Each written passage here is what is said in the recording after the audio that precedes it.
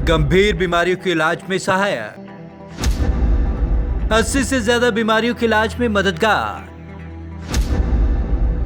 Cancer, लकवा जैसी बीमारियों के इलाज में उपयोगी। गर्भनाल रक्त में पाया जाता है card blood stem cell.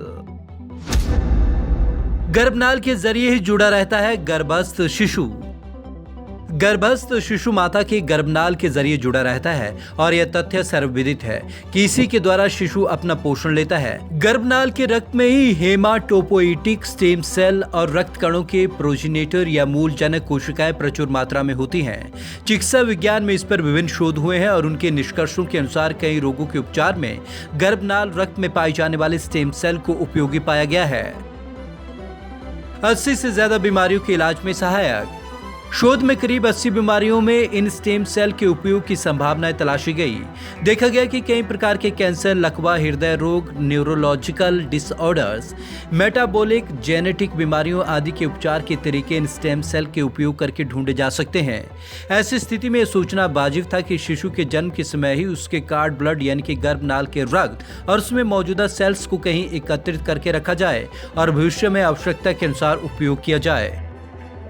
Card blood bank. Sales को सुरक्षित रखने के लिए भी बैंक होते हैं। विश्व स्तर पर ऐसे बैंकों के लिए मानक तैयार किए गए हैं। इसी आधार पर कार्ड ब्लड बैंक बनाए गए हैं। ये बैंक दो तरह के होते हैं, पब्लिक और private. Public card blood bank.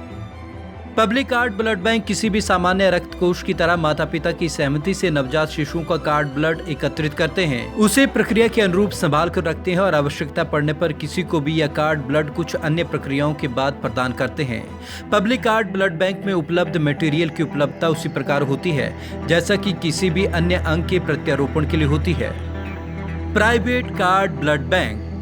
Private card blood bank में कोई भी माता पिता अपनी इच्छा से अपने शिशु का गर्भनाल रक्त केवल अपनी शिशु की या अन्य परिवार की आवश्यकता के लिए सुरक्षित रखवाते हैं। विश्व के बहुत से देशों में अंग प्रत्यंग और रक्तदान आदि करने में नागरिक सहज ही आगे आते हैं और ऐसे देशों में पब्लिक कार्ड ब्लड बैंक बहुत प्रभावी रूप से कार्य कर रहे हैं। भारत में केवल एक ही पब्लिक कार्ड ब्लड बैंक था जो चेन्नई में था, लेकिन वह भी बंद हो गया है। कैसे काम करता है कार्ड ब्लड स्टेम सेल? यह एक अवधारणा पर टिकी हुई है कि अगर कोई बीमारी रोगी के स्वयं के मूल सेल से बिगड़ी हुई जीन संरचना के कारण है तो उस रोगी को इन सारे खराब सेल को हटाकर किसी डोनर के स्वस्थ सेल या कोशिकाएं ले ली जाएं। सेल्स के बदलने के बाद डोनेटेड सेल जैसे ही बढ़ने शुरू होते हैं तो उसके बनने वाले आगे भी सेल भी स्वस्थ बनेंगे और रोग खत्म हो जाएगा। इस उपचार में क्या जरूरी है?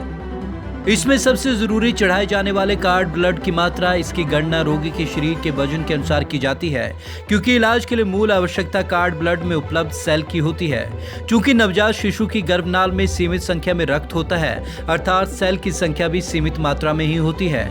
मोटे तौर पर यह कहा जा सकता है यदि किसी 25 साल के नौजवान को कार्ड ब्लड चाहिए तो केवल एक ही शिशु के गर्भनाल से एकत्रित रक्त उसके लिए काफी नहीं होगा।